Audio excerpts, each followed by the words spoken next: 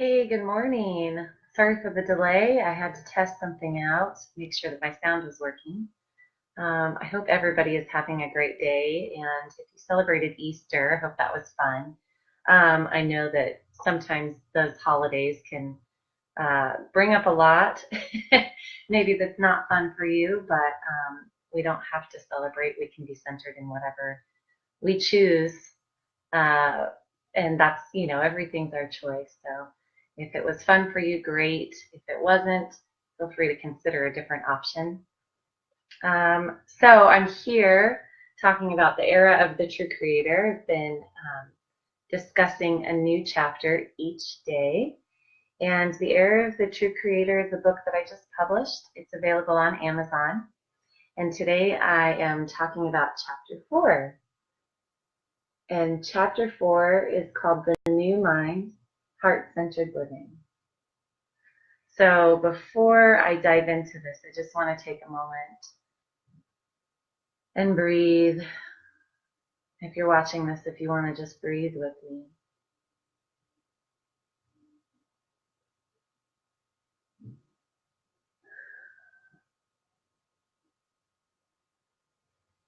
That's better. Because in the last chapter, we talked about the end of the time-based paradigm. And when we let ourselves let go of that need to have things be on time and the need to have things be regulated in that sort of mental way, then we can really start to tap into the heart. And so I thought that that would be a really good way to introduce this chapter. As I said, the last chapter was the end of a time-based paradigm. And what seems to naturally occur as we let go of that time presence, which is a mental presence, we naturally drop into the heart. And I say naturally because often we hear that we need to be more heart-centered in the new in order to navigate our lives. And we can think that to death. We can wonder, how do we center in the mind or center in the heart, and wonder if we're doing it and wonder if we're in the heart, and it can be a confusing process. So when we let go of that mental aspect of time, we'll notice that we naturally drop into the heart. And that's one way that you can understand this heart-centeredness. So I'll go ahead and read. Each chapter has a little poem that I wrote at the beginning. And I should say each chapter except for the final chapter, which was something very poetic that came to me during channeling. And that's why I decided to include it. It was really beautiful. So in a couple days, we'll be at that chapter and I'll read that to you. So this is The New Mind, Heart-Centered Living. Let our hearts guide the way, and let our minds be willing participants in the realms of the heart. In transitioning to our current epoch into the age of the true creator, everything is shifting at rapid speed. These changes bring many bright new possibilities. Things never before seen will enter our plane of existence, and magnificent inventions and new ways of being will continually manifest. So much will be shown to us, and so much will be gifted, that it is important that we begin to view life and understand these happenings from a new perspective, because those who are not open to it will not have the presence nor understanding to move with the changes and participate with life on these higher frequencies. Much is opening to us that our minds cannot guide us through, but our heart knows the way. Our sacred heart space is the physical gateway and portal to our true selves. It is the bridge between the realms of heaven and the realms of earth. This heart space is the new center through which we process life and from which we create here on earth, and is to become the guiding force in all that we do in this new era. This means that instead of using our mind to direct us through our daily lives, the expansive heart center becomes the new mind, that we function from. Hereafter, we are guided from the heart. So that's just the beginning of this chapter, the new mind, heart-centered living. And that's really key. What was introduced there is that so much is coming to us. So much is being introduced to us, new concepts, new ideas, new ways of living. And the mind really is not built to understand those unless it's being guided from the heart. What I mean by that is that when we tune into the heart and allow that to be our guiding force, the mind takes on a new role, and I talk about that in this chapter. The mind becomes a participant of the heart. The mind opens, because the way that our mind is currently operating before we tap into the heart space is that the mind has predetermined trajectories. And this can really be described as mental illness. And I do go a little bit into a new definition of mental illness in this chapter. And in this new definition, I describe mental illness as using our minds to determine the trajectory of our whole life. Because just like any other organ in our body, or just like any other energy center in our body, we can't just use that one. We're a full system. And so our heart, really, when it takes the lead, is strong enough to allow all the other systems to operate in their fullest potential. But when we use the mind to guide our experience, to guide every experience, the heart doesn't have time to get into the mix. None of our other energy centers can really get into the mix. I talk a lot about conscious sexuality. Our sexuality is not able to get into the mix because the mind is built in a way that it wants to categorize and put things into boxes. That's the strength of the mind, right? The strength of the heart, however, is to be completely open and expansive. So you can see that as a leader, the heart would make sense and not necessarily the mind.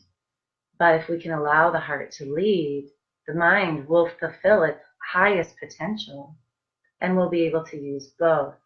And all energy centers will be in alignment. So it's really important that we tune into the heart energy and really bring that energy forward as the main energy that we're operating from. And then all the other energy centers in our body will be able to naturally align. Otherwise, we tend to be quite out of alignment. And as I said in the first couple paragraphs here, there's so much new information coming in. There's so many new insights coming in. And really what happens, what we see often during awakening, is people spin out, if they're mentally centered, people tend to spin out into schizophrenia. We get lots and lots of issues with the mind trying to guide the awakening experience.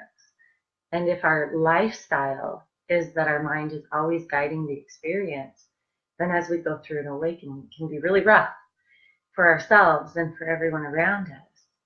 And it's rough in general. I don't mean to say that, we're doing something wrong if our awakening is difficult, or even if we're in the mind. It's okay. This is part of our earthly experience. But in order to really understand, in order to really integrate the new concepts and the new insights that are being given to us as we go through this awakening process and really shift on deep levels, it's important that we're heart-centered. And then our mind will be able to follow that heart guidance and will be really, really gifted. My mind became very clear after my awakening, especially when I would tune into my heart, because the mind is actually incredible. It's incredible. And we're not utilizing its full potential when we're operating from it.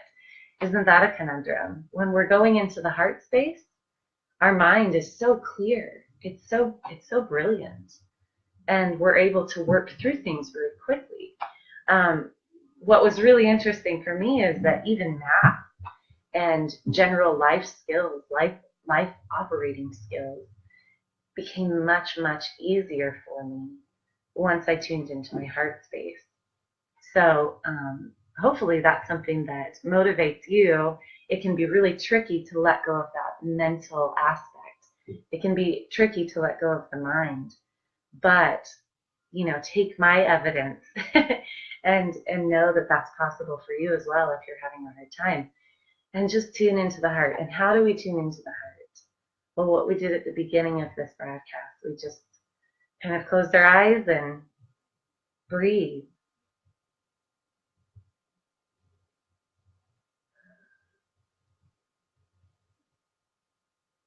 And when you breathe, your attention naturally drops to this space.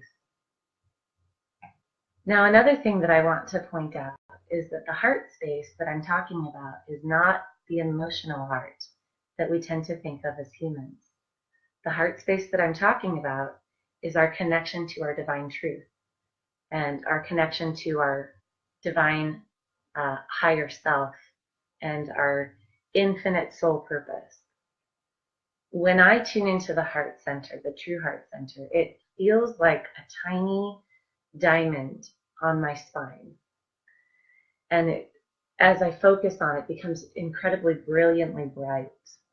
And I see it as a portal, as an actual opening, a gateway to the portal that opens into my higher self. And so that's how I access it. If that visual imagery is helpful for you, then great. If you feel it in a different way, then that's okay. That's wonderful, actually. If you feel it at all, that's wonderful. So let me just read a little bit at the end of this chapter. A prayer for divine love. Today I honor you in your experience.